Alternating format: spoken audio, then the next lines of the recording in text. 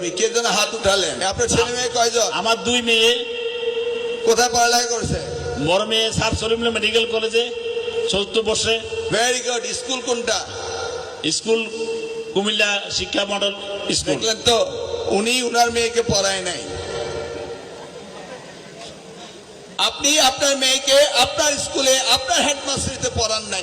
আপনার নিজের উপরেই তো আপনার আত্মবিশ্বাস নাই। আপনি আপনার মেয়েকে ডাক্তার বানিয়েছেন, কনগ্রেচুলেশন, আমার কোচের মেয়ে ডাক্তার হয়েছে। কিন্তু আপনার মেয়ে ডাক্তার করার জন্য আপনি কুমিল্লা পড়িয়েছেন। আপনার মেয়ে যেখানে রয়েছে, যারা আপনার ক্লাস করে, তারা ডাক্তার হতে পারে না, কুমিল্লা গেলে ডাক্তার হতে পারে। আপনি তো আপনার দায়িত্ব অপারগতা করেছেন। তুমি তোমার উত্তর পেয়েছো? না স্যার, পরিবেশ তো স্যার তখন আমার বাসা ছিল ওই জায়গায়। মেয়েদের এখানে আনা সম্ভব হচ্ছে না, তাই অনুকূল পরিবেশে থেকে লেখাপড়া করাতে হচ্ছে। আপনি থাকবেন কুমিল্লায়, পড়বেন বাতাবাড়িয়াতে, মাস্টারি করবেন। আমরা কি কোচুয়ায় থাকি না? আমরা কি কোচুয়ায় জন্ম হয়নি? আমরা কোচুয়ায় থাকবো না? আমাদেরকে ভাড়া দিয়ে আনতে হবে কুমিল্লা থেকে? কি বলো?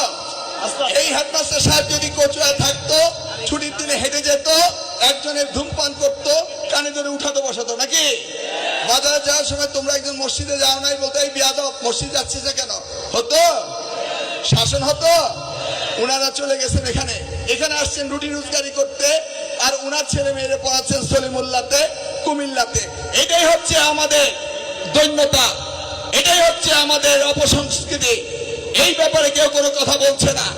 আগে নিজেকে আয়নার সামনে দাঁড়িয়ে বলতে হবে, আমি আমার মেয়ের জন্য যা চাই, আমি আমার ছাত্র ছাত্রীদের জন্য তা চাই। বুঝতে পেরেছ?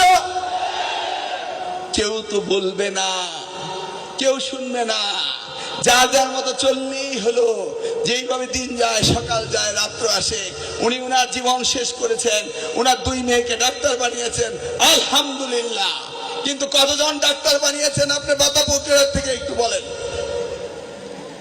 আপনার এলামনাইতে আপনার কয়জন ডাক্তার আপনার হেডমাস্টার জীবনে এই স্কুল থেকে হয়েছে, সেই পরিসংখ্যানটা আমাকে দেন।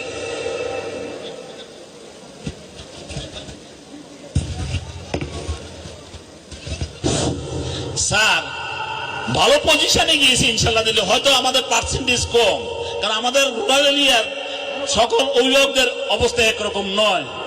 ছাত্রদের পিছিয়ে যেটা বিনিয়োগ করার প্রয়োজন, ওই অনুপাতে বিনিয়োগ করতে পারছে না। তোমার বাবা কি ছিল? যাই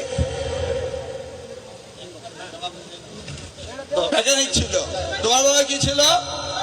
হ্যাঁ, কার্পেন্টার ছিল। ওরা কিভাবে হলো? কোন শিক্ষক ওদের মানুষ বানিয়েছে?